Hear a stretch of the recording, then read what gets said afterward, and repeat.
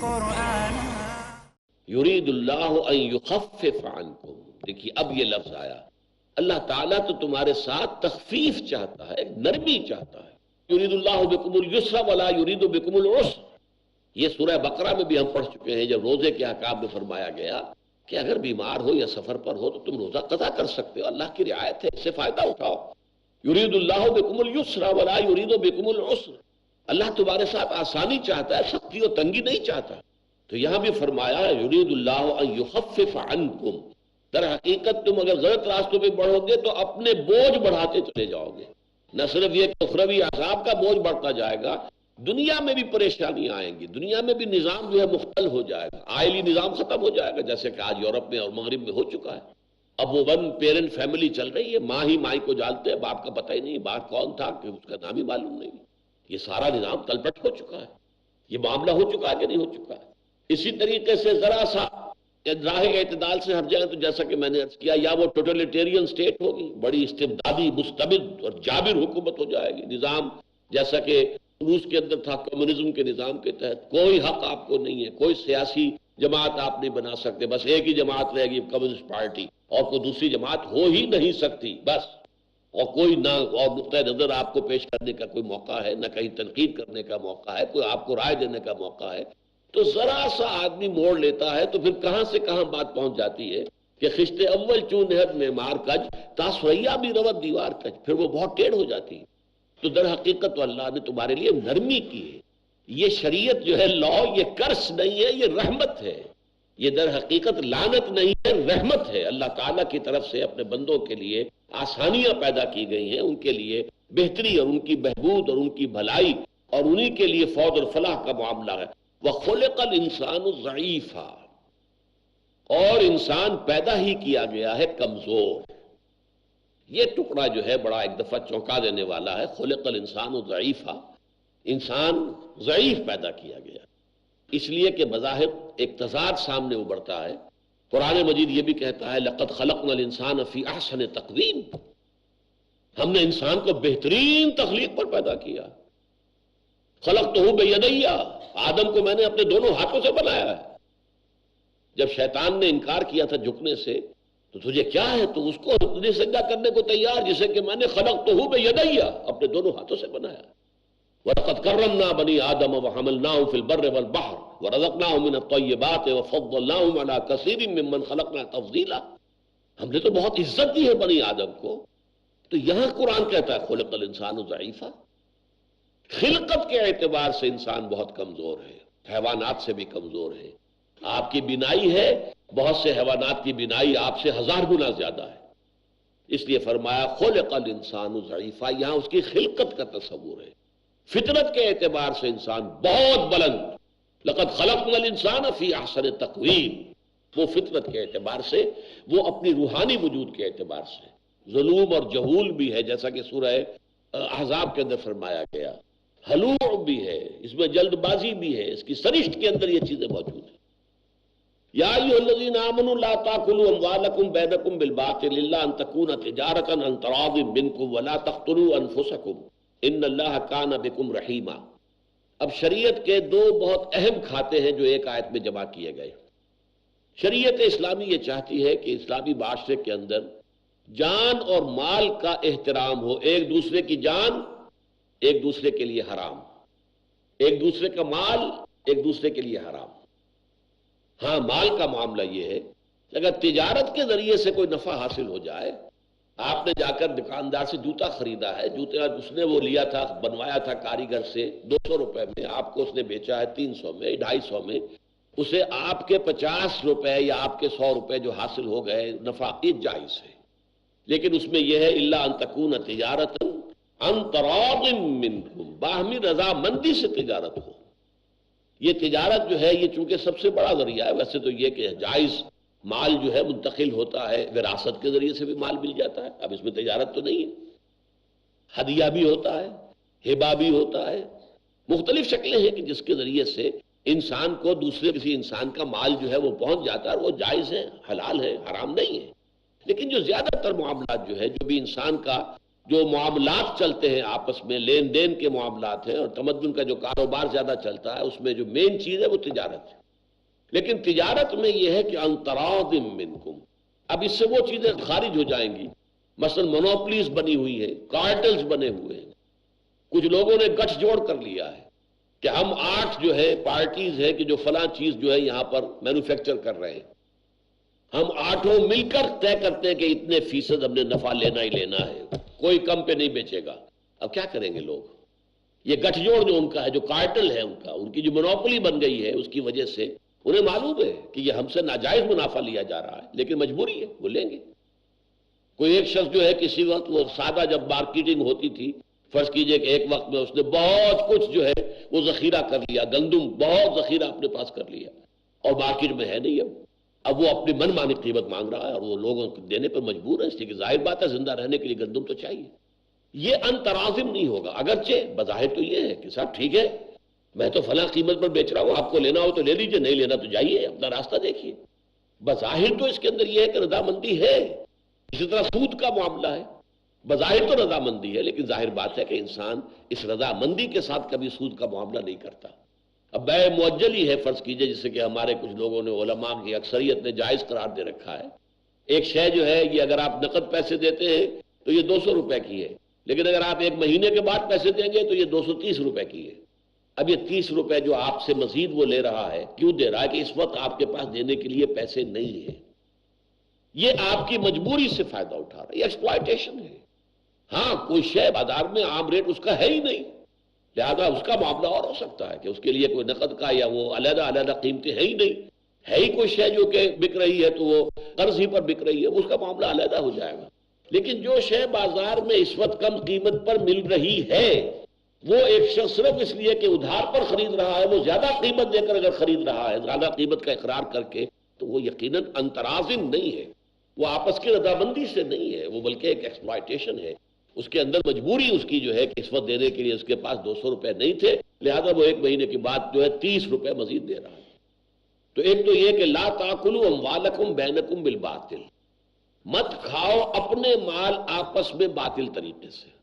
دیکھیے اموالکم بڑا عجیب تصور دیا گیا ہے، اگرچہ ٹھیک ہے یہ تمہارا مال ہے، یہ میرا مال ہے، یہ اس کا مال ہے، یہ اس کا مال ہے، لیکن تم سب ایک ہو۔ جیسے کہ فرمایا گیا کہ مسلمان جو ہے وہ تو ایک جسم کے مانند کہ جسد واحدہ، تو یہ سارا مال تمہارا مشترک مال ہے۔ ٹھیک ہے اسلام میں ملکیت علیحدہ ہے، یہ میری ملکیت ہے، یہ آپ کی ملکیت ہے، یہ آپ کی ملکیت ہے، یہ آپ کی ملکیت ہے، علیحدہ علیحدہ ملکیتیں ہیں، لیکن جب آپ ایک کمیونٹی بن گئے، آپ ایک امت بن گئے، آپ جو ہے در حقیقت ایک ہی یعنی جو ہے اس نظم کے اندر آپ منسلک ہو گئے، تو یہ آپ کا مشترک مال ہے۔ اب آپس میں اس مال کو ہڑپ کرنا باطل طریقے سے یہ حرام ہے۔ الا ان تکون تجارتا عن تراض منکم، ہاں اس میں نفع اٹھایا جا سکتا ہے، لیا جا سکتا ہے باہمی رضامندی سے۔ تو یا ایھا الذین آمنوا لا تاکلوا اموالکم بینکم بالباطل الا ان تکون تجارتا عن تراض منکم ولا تقتلوا انفسکم، اور مت قتل کرو اپنے آپ کو۔ اس میں ظاہری الفاظ کے اعتبار سے بعض لوگوں نے خودکشی مراد لی، خودکشی مت کرو، یہ جان اللہ تعالیٰ کی امانت ہے تمہارے پاس، اور اللہ نے اس کا ایک خاص وقت مقرر کیا ہوا ہے جب اس نے واپس لینی ہے، تم اس سے پہلے ہی اسے واپس لے رہے ہو، در حقیقت یہ جرم ہے، یہ بہت بڑا گناہ ہے، خودکشی بہت بڑا گناہ ہے، کبائر میں سے، بہت بڑے گناہوں میں سے۔ لیکن اصل مقصد یہ ہے کہ یہاں پر یہ مراد نہیں ہے بنیادی طور پر، بلکہ جیسے مال کو کہا تھا اموالکم تمہارے مشترک مال ہے، ایسے ہی ایک اسلامی معاشرے میں ہر مسلمان کی جان گویا کہ تمہاری اپنی جان ہے، تم ایک جسد واحد ہو، تم در حقیقت ایک امت وحدہ ہو، اس اعتبار سے تمہاری جانیں ایک دوسرے کی مشترک ہیں۔ لا تقتلوا انفسکم، اپنے آپ کو مت قتل کرو۔ اپنے کسی بھائی کو قتل کیا ہے تو گویا کہ اپنے آپ کو قتل کیا ہے، اور جیسا کہ آگے چل کر ہم دیکھیں گے کہ سورہ مائدہ میں تو آیا ہے فَكَأَنَّمَا قَتَلَ النَّاسَ جَمِيعًا، جس شخص نے ایک انسان کو بھی ناحق قتل کیا۔ حق کے ساتھ قتل کرنے کی مختلف شکلیں ہیں، کسی نے قتل کیا تھا جواباً قتل ہو رہا ہے، اس کے قصاص میں قتل ہو رہا ہے، کوئی مرتد ہو گیا تھا اس کو قتل کیا جا رہا ہے، کوئی زانی شادی شدہ ہے اسے رجم کیا جا رہا ہے۔ اس طرح کی مختلف شکلیں ہیں کہ جو جائز ہیں، یا کافر وہ حربی ہے جس کے ساتھ جنگ ہے ڈکلیئرڈ، ورنہ اگر کافر آپ کا ذمی ہے اس کی جان بھی اتنی ہی محترم ہے جتنی کسی مسلمان کی جان ہے، وہ جان دے نہیں جا سکتی اس کی. اس کا مال بھی اتنا ہی محترم ہے جتنا کسی مسلمان کا مال ہے، ذمہ کا. حالانکہ وہ مسلمان نہیں ہے، وہ کافر ہے، لیکن نہیں، وہ ذمہ ہے. اس کا ذمہ لیا اسلامی ریاست نے، اس کی حفاظت کا، اس کی جان کا بھی، اس کے مال کا بھی. یہ ذمہ کا لفظ جو ہے گالی بنا دیا گیا ہے، حالانکہ یہ تو لفظ بنا ہے ذمے سے. ذمہ داری، responsibility. The state, Islamic State is responsible for the safety and protection of the lives and property of these non-Muslims، جو کہ اس کے مملکت میں رہے ہیں، نان مسلم ہیں، مائنورٹی ہے. تو فرمایا وَلَا تَقْتُلُوا أَنفُسَكُمْ، اپنی جانوں کو قتل نہ کرو. بہرحال اس میں ضمنی طور پر خودکشی کی بھی مناہی آ گئی، وہ اپنی جگہ پر ہے، لیکن در حقیقت یہاں پر وہی انداز ہے کہ ایک دوسرے کو قتل نہ کرو، ایک دوسرے کی جانیں نہ لو. ان اللہ کان بکم رحیما، یقیناً اللہ تعالیٰ تم پر بہت رحیم ہے، شفیق ہے. اللہ تعالیٰ تم پر رحیم ہے تو تمہیں بھی ایک دوسرے پر رحیم ہونا چاہیے. اللہ تعالیٰ رحیم ہے، شفیق ہے، رؤوف ہے، تمہیں بھی رؤوف ہونا چاہیے، شفیق ہونا چاہیے، رحیم ہونا چاہیے. تراہم، آپس میں جو مرحمہ، وتواصوا بالصبر وتواصوا بالمرحمہ، ایک دوسرے پر رحم کرنا، ایک دوسرے پر ترس کھانا، ایک دوسرے کی مدد کرنا، ایک دوسرے کے دکھ اور تکلیف کو اپنے دل میں محسوس کرنا، یہ تراحم ہے، آپس میں رحم کا مادہ اور رحم کا جذبہ. تو فرمایا ان اللہ کان بکم رحیما، یقیناً اللہ تعالیٰ جو ہے وہ تم پر بہت رحیم ہے، بہت شفیق ہے، ودود ہے. اللہ تعالیٰ نے ایک حدیث قدسی میں آتا ہے کہ میں نے ظلم اپنے اوپر حرام کر لیا، حرمت الظلم علی نفسی، لیکن اسی طرح میں نے تمہارے لیے بھی ایک دوسرے پر ظلم کرنا حرام کر دیا ہے.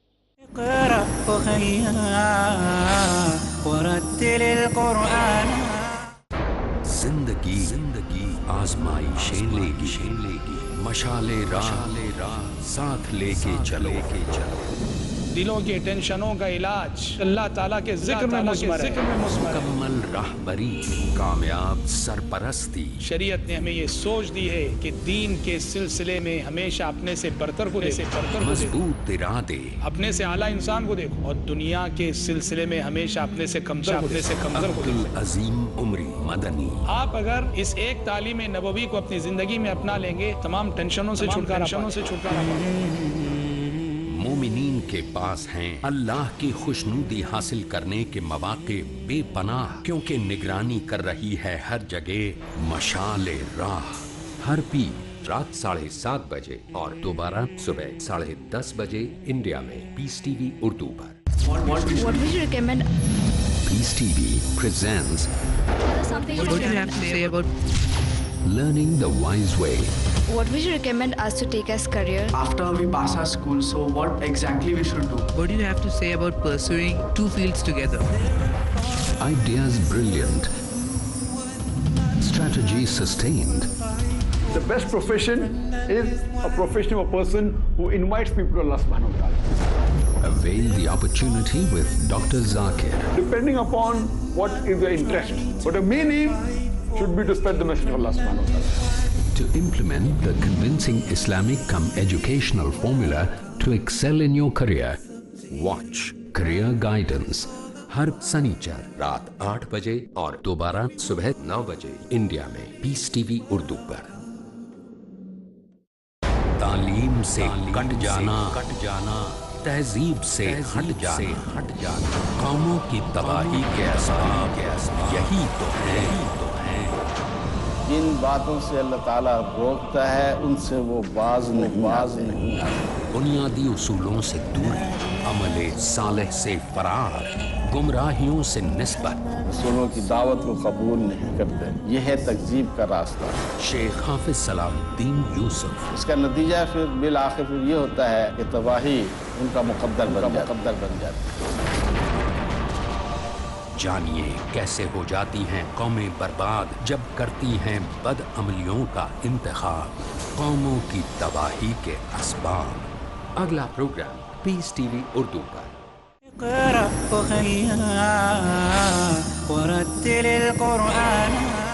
اللہ تعالیٰ نے ایک حدیث قدسی میں آتا ہے کہ میں نے ظلم اپنے اوپر حرام کر لیا، حرمت الظلم علی نفسی، لیکن اسی طرح میں نے تمہارے لیے بھی ایک دوسرے پر ظلم کرنا حرام کر دیا ہے. فلا تظالموا، ایک دوسرے پر ظلم مت کرو. ظلم کرنا جو ہے میں نے اپنے اوپر حرام ٹھہرایا ہے اور تمہارے مابین بھی ایک دوسرے پر ظلم کرنے کو حرام کر دیا. وَمَن يَفْعَلْ ذَلِكَ عُدْوَانًا وَظُلْمًا، جو کوئی یہ کام کرے گا تعدی کے طور پر، دستدرازی کے طور پر، زیادتی کے طور پر یا حق تلفی کے طور پر، یہ دو پہلو ہیں گناہ کے. ایک عدوان ہے، آپ آگے بڑھ کر اپنے حق سے آگے دستدرازی کر رہے ہیں، جھپٹا مار رہے ہیں اور آپ جو ہے کسی پر زیادتی کر رہے ہیں. ایک یہ کہ آپ نے کسی کا حق مار لیا ہے، دبا لیا ہے، دے نہیں رہے ہیں. یہ دو چیزیں ہیں، عدوان آگے بڑھ کر دستدرازی کرنا، کسی پر زیادتی کرنا، کسی پر ظلم کرنا، اور ظلم کسی کا حق دبا لینا، مار لینا، غصب کر جانا. تو وَمَن يَفْعَلْ ذَلِكَ عُدْوَانًا وَظُلْمًا، ان دونوں کو جمع کر لیا گیا. جو کوئی بھی یہ حرکت کرے گا، چاہے وہ عدوان کی صورت میں ہو اور چاہے وہ ظلم کی صورت میں ہو، حق تلفی کی صورت میں ہو اور یا یہ کہ کسی پر زیادتی اور دستدرازی کی صورت میں ہو، فَسَوْفَ نُصْلِيهِ نَارًا، تو ہم قریب اسے آگ میں داخل کر دیں گے. وَكَانَ ذَلِكَ عَلَى اللَّهِ يَسِيرًا، اور یہ اللہ پر بہت آسان ہے. اللہ پر یہ ہرگز شاق نہیں گزرے گا، یہ اللہ کے لیے آسان ہے. اللہ نے سزا دینی ہے، اللہ نے فرما دیا ہے، اور اس میں کوئی جھوٹ نہیں ہے، یہ کوئی دھوکہ نہیں ہے، فریب نہیں. جب جہنم کے سامنے کھڑا کیا جائے گا، پوچھا جائے گا الیس ھذا بالحق، اب یہ ہے حق ہے، حقیقت ہے کہ نہیں ہے جہنم؟ تم کہتے تھے ڈھکوسلا ہے، تم سمجھتے تھے صرف ویسے دھونس جمانے کے لیے، ہمیں ڈرانے کے لیے، ذرا بچوں کو جیسے بہلانے کے لیے اور کوئی خائف کرنے کے لیے کہہ دیا جاتا ہے. ایسے یہ حق ہے یا نہیں؟ قالوا بلا وربنا، کہیں گے ہاں کیوں نہیں ہے، ہمارے رب یہ واقعی حق ہے. اللہم لک الحمد انت نور السماوات والارض ولک الحمد انت الحق ووعدک الحق وقولک حق ولقاؤک حق والجنت حق والنار حق والساعة حق ومحمد حق والنبیون حق والقرآن حق. یہ تمام چیزیں حق ہیں، برحق ہیں، ان میں کہیں بھی کوئی دھوکہ نہیں ہے، فریب نہیں ہے، یہ واقعی ہیں، قطعی ہیں، یقینی ہے، حقیقی ہے، ان میں کوئی اشتباہ نہیں ہے، کسی شک و شبہ کی گنجائش نہیں ہے. وَمَن يَفْعَلْ ذَلِكَ عُدْوَانًا وَظُلْمًا فَسَوْفَ نُصْلِيهِ نَارًا وَكَانَ ذَلِكَ عَلَى اللَّهِ يَسِيرًا.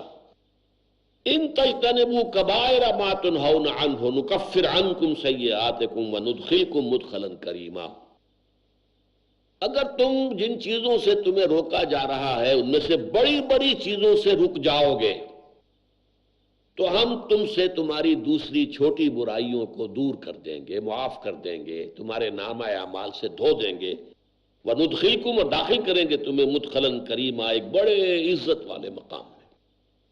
یہ مضمون بھی شریعت کے اور دین کے حکمت کے مسائل میں سے بہت گہرا ہے، اور یہ قرآن مجید میں 3 دفعہ آیا ہے یہ مضمون. کبائر اور صغائر کا تصور، کبیرہ گناہ اور چھوٹے گناہ. اور اس میں اصل میں جو چیز مقصود ہے وہ یہ ہے، ویسے تو یہ ہے کہ کبائر کیا ہیں، صغائر کیا ہیں، اس میں کوئی ایک رائے پیش نہیں کی جا سکتی. چنانچہ میں کچھ احادیث نوٹ کر کے لایا ہوں. بخاری اور مسلم میں یہ روایت موجود ہے کہ کبیرہ گناہوں میں جو سب سے بڑے ہیں، میں تمہیں ان سے باخبر کرتا ہوں: اللہ تعالیٰ کے ساتھ کسی مخلوق کو شریک یا ساجی ٹھہرانا، ماں باپ کی نافرمانی کرنا اور جھوٹی گواہی دینا. یہ 3 گویا کہ کبائر حضور نے فرمائے. کہیں آپ نے 7 کبائر گنوائے ہیں، کہیں 10 گنوائے ہیں. یہ مختلف ہے، روایات مختلف ہیں. اور حضرت ابن عباس کے سامنے کہا گیا، کسی نے کہا کہ 7 کبیرہ گناہ ہیں، تو آپ نے فرمایا 700 کہتے تو بہتر تھا. یہ کبائر کی کوئی فہرست مرتب نہیں کی جا سکتی. پہلی بات تو یہ ہے کہ ہر شے جو فرض اور واجب ہے، فرض اور واجب، اس کا ترک کر دینا گناہ کبیرہ ہے. روزہ فرض ہے، ترک کر دیا گناہ کبیرہ کا مرتکب ہو گئے. نماز روزہ فرض ہے، زکوٰۃ فرض ہے. جس پر حج فرض ہے اور وہ نہیں کر رہا ہے، اس کو اسے کفر سے تعبیر کیا گیا، گناہ کبیرہ ہے. پھر یہ کہ جن افعال پر یا تو دنیا میں سزا جو ہے وہ شریعت نے معین کر دی ہے، قتل ناحق ہے، سرقہ ہے، چوری ہے، شراب کا پینا ہے، وغیرہ وغیرہ. حدود جو قرآن نے اور حدیث نے، سنت نے معین کر دی ہے، زنا ہے، اس کی سزا ہے، وہ تمام جو ہے وہ کبائر میں شمار ہوں گی. اسی طرح جن گناہوں پر اخروی سزا، اور اس میں خاص طور پر جہاں کہیں کفر کا لفظ آ گیا یا لعنت کا لفظ آ گیا، اللہ تعالیٰ نے ان پر لعنت کی، وہ بھی کبائر ہیں.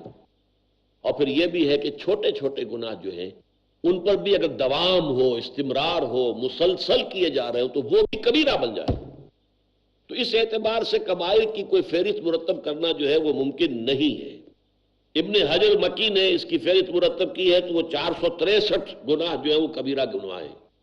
اور بھی بعض کتابیں لکھی گئی ہیں اس موضوع کے اوپر، لیکن جیسا کہ میں نے عرض کیا یہ کوئی ایک جو ہے اس میں مرتب کرنا نہیں. اصل میں ذہنیت جو ہے وہ جو پیش نظر ہے وہ یہ ہے کہ دین میں یقیناً ایک ریشیو پروپورشن کا معاملہ ہے. کوئی چیز بڑی ہے، کوئی چیز چھوٹی ہے. بڑی چیزوں کا ترک کرنا یہ ہونا چاہیے سب سے پہلے انسان کا ہدف اور مقصود. چھوٹی چیزیں جو ہیں ان کے بارے میں بہت زیادہ حساس ہونے کی بھی ضرورت نہیں. بڑی چیزوں کو چھوڑ دو گے، بڑے گناہوں کو، تو اللہ چھوٹے معاف بھی فرما دے گا. ہمارے ہاں اس وقت کیا ہو رہا ہے؟ اس کے بالکل برعکس. کبیرہ گناہوں میں تو پوری طریقے سے ملوث